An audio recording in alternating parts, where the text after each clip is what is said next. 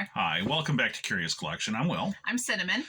We normally talk about how selling in a niche will drive more sales to your product. It allows your customer to purchase more items in an area that they're interested in.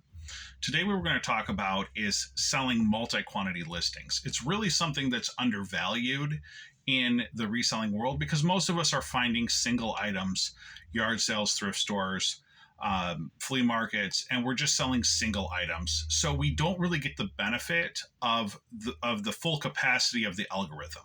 Mm-hmm. So the algorithm is going to favor items that it knows sells. So when you're able to buy something, you sell one and you have multi-quantity, you're going to notice an incredible amount of traffic on that item in the future. Right, because the algorithm's like, oh, well, you know how to sell that item, so we're going to go ahead and let you sell more.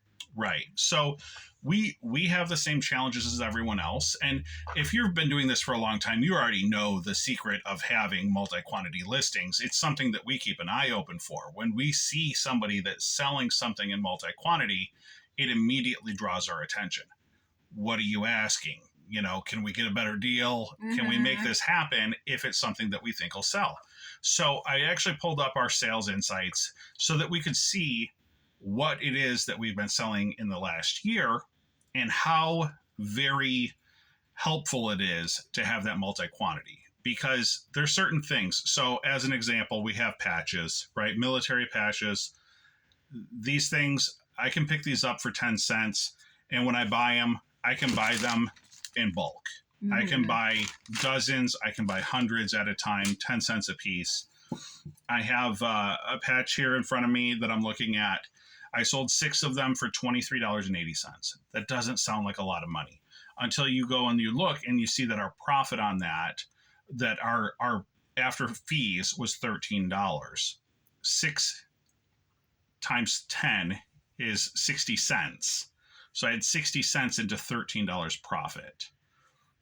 So that's a very low value. Well, and the other nice thing about the multi-quantity listing is that the energy cost is so much lower. Right. You know, when we're sitting here and I'm listing jewelry and stuff, like it can take anywhere from, 3 to 20 minutes, really, depending on the piece. Mm-hmm. But if you're only spending 3 minutes and you're putting up 10, 20, 30 pieces, mm-hmm. that's pretty amazing. So that's a listing that is going to continue to sell for us, not just for this week, not for this month, but for years to come. Mm-hmm. And it's a proven winner. It's going to sell. I've already sold 6. I just need to sell the other 60. So, and at $2 a piece, it doesn't sound like a lot. It takes me, 30 seconds to pull it out of a drawer, another mm-hmm. 10 seconds to put it in an envelope, maybe 10 more seconds to have it labeled. It takes less than a minute to make $2. Mm-hmm. If you could do that on scale, you're talking about over $100 an hour. Mm-hmm. So another thing that we had some novelty license plates. So you guys know that we sell license plates. This one here isn't the exact one, but I did buy this one in the same way, and that I bought a dozen of these when I bought them. The ones that I had, they were a vintage design Chevy bow tie license plate, metal back, and I bought them for $20. I paid $20 for 20 license plates. I sold every single one of them. Well, first, I did a bulk listing, so the numbers aren't representative. But the listing shows that I had 14 that I sold, $176, and I made $125. Now, keep in mind, I bought 20. There was a different listing because somebody wanted to buy quantity, but $125 off from a $20 investment. I listed it one time. Right. There was another item that we had. It was a sconce off from a railroad lamp. And when I bought them, I had 10 in the box. Now I paid $75 for the 10 plus some lanterns that were with it. Now the lanterns I ended up selling for $150. So I was ecstatic already. And we were kind of looking at all this box of glass and we're like, what are we going to do with this? Are we going to sell it? Are we going to throw it away? I took them, I listed the 10 pieces. I sold them all $232. And I made $147 on that item. And it was all profit because I had already paid for the lot with the sconces or with the lanterns that I had sold. And the nice thing about these multi-quantity listings is they gain traction. So, it may take what feels like forever for that first one to sell. And then all of a sudden the next day you've got another sale, or 3 days later, you've got 2 sales. You know, so, and then it just picks up, and then you're just selling it again and again and again. Right. And the more often you ship and sell that item, the better you become at shipping it, the better you become at packing it. It just, you end up getting a process. So a lot of people will criticize a store like ours because we have a lot of low value items. But if it only takes you 2 minutes to ship it out the door and you never have to relist it again. Yeah. That is, I mean, honestly, that is the perfect example of reselling. No one out there loves the list, right? Like, nobody loves listing so much that that's their favorite part of the job. They never have inventory to list because they listed everything, and they hate going out and buying. That's no one has that problem. So there was another item that we had. It was some Ontario paring knives. And I'm sorry that I don't have examples, but again, we've already sold all of this stuff because they were multi-quantity. The search engine gave us preferential location because we proved that the item could sell, and then they just drove all of the buyers to us. So we had some Ontario kitchen knife utility knives. These were brand new in the box, and these were hard plastic handled knives that you would have in a commercial kitchen. They weren't extremely expensive, but we had quantity. And so we picked up this box. I paid $5 for the box of knives because the person that had it just needed to get rid of it. It was an estate sale. We sold 8 of them, $47.18. Our net after shipping, after eBay fees, was $34.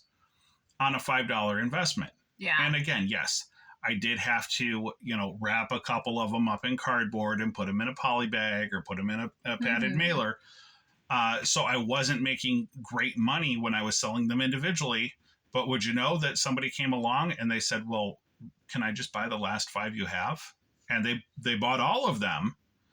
And how great is that? We right, also, because then we have the shipping, right. So we didn't have to pay extra for the shipping because, of course, we do free shipping. Right. So, we were able to acquire all of that cost as well. Right. Another item that we had was some miniature nativity scenes. Those did so well. Right. So it's a little nativity scene that goes inside your Christmas village. And so we had bought a box of, I'm assuming it was probably from a reseller. It was at the auction. It was all new in package. Right. Yeah. Everything in the box was new in package, but it was middle of summer, which is not a great time. It could have been salvage, right? It could have been liquidation stuff. Right. Shelf pull, whatever. So we bought this case. I think we paid $5 to $10 for the whole box. One of the items in there was this miniature Christmas village. We got 6 of them. We sold them for $79.30. Our cut after shipping, $34.02. And there were multiple of these types of items in the box.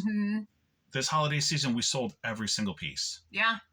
As soon as we got traction, as soon as that first piece sold, we were selling them every other day. Absolutely incredible. You just, until you've done it, until you've seen it work. It's crazy. It really is. Right. Because, of course, 99% of the things that we buy are one-offs. The jewelry that I buy, it is so very rare for me to be able to pick up 2 pieces of the exact same jewelry. Even the Avon stuff, I typically don't have 2 of the same pieces. Yeah. But when I do, it's notable because I had a Jerry's palette, right? Like an artist palette brooch. And I had 2 of them. And I sold one and it was like 2 days later and I sold the other one. We actually sold 3 on that. Yeah, because there was the eBay issue. There was a bit of a glitch on that. We oversold it. But because we had sold it, there were other people that had the item cheaper. And if you believe that, we ended up and I'm not saying that this is the right thing to do. It probably puts us into a violation of terms of service on eBay, but we had oversold it. You can't drop ship or whatever. We ended up buying it from another vendor. We shipped it to them. We actually made $1 on that transaction, even though we didn't have it in stock. Mm-hmm. I'll admit to it. We wanted to take care of that customer. That was what it was all about. Yeah, absolutely. It wasn't. No, it was that thing where eBay, like, we literally did not have it. It wasn't my fault. Right. eBay they somehow it was the same relisted, item number. Everything was the same. It wasn't that we had extra quantity because it said we had 0 quantity, but they sold it anyway. Yeah. We had an Atlanta Braves 1995 license plate. We had purchased 4 of them. Again, I think we paid $8 for all 4, so $2 a piece. The total sale on it was $70.58. Our profit on that, $38.44. Right. So I mean, $30 is certainly a nice, turnaround from. Right. It does. You're not making, again, you don't have to make a killing. You don't have to $10 extra on each piece if you can 10 or 20 or 30 times your money on the entire collection. Mm-hmm. So that's really something I want people to think about, and let us know in the comment section. Is this something that you do? Is this something you have experience with? Have you purchased multiple quantities before of the same item and seen those results? Mm-hmm. Because I think it is something that as resellers, we really do need to focus on is, how can we better improve that sell rate? And certainly taking advantage of the algorithm when the algorithm is going to give you preferential treatment, how do we take advantage of that? Right. Yeah. One of the things that I've seen, and this isn't a video about variation listings, but I've seen people with variation listings, and when those variation listings are having sales, they also get more traction. So when you have, say, a red T-shirt and it's brand new, and you have it in, extra large, medium, and small, you're going to get more traffic on that than the person who just has 3 different listings with the extra large, the medium, and the small. Mm-hmm.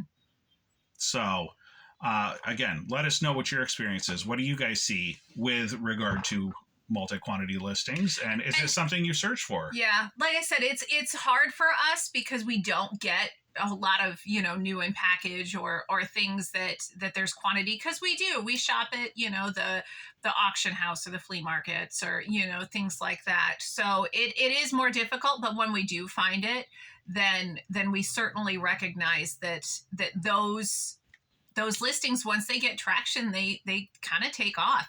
We've noticed that in our ad store, because if we have, oftentimes in advertising, they'll buy a quarter, right? So 3 months worth of advertising, and it'll be the same ad in 3 separate months. Right. We had one ad specifically that we've sold 5 of. Mm-hmm. We made $35 on that one ad. Yeah. And it's literally a page out of a magazine. Yeah. We had another one that we had multi-quantity on a magazine, and we've sold that one 3 or 4 times over. So, you wouldn't imagine, it's a magazine, you're going to sell it for $10 or $12. You wouldn't, most people would ignore that. Most people would say it's only a $12 item. The best I'm going to make is 50%. I'm not going to mess around with something to make $6. But if you have a 50-cent investment or less, right. Then and it's, again, we always go back to that multiplier. Right. If I can sell an item one time for $1, I'm not going to pick it up.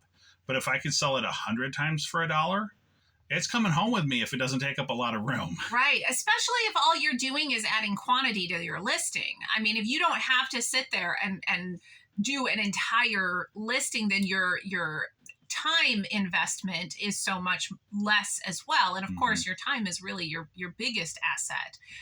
So if you can minimize the time that it takes to do a listing and the energy that you put into it, then that's really great. Right.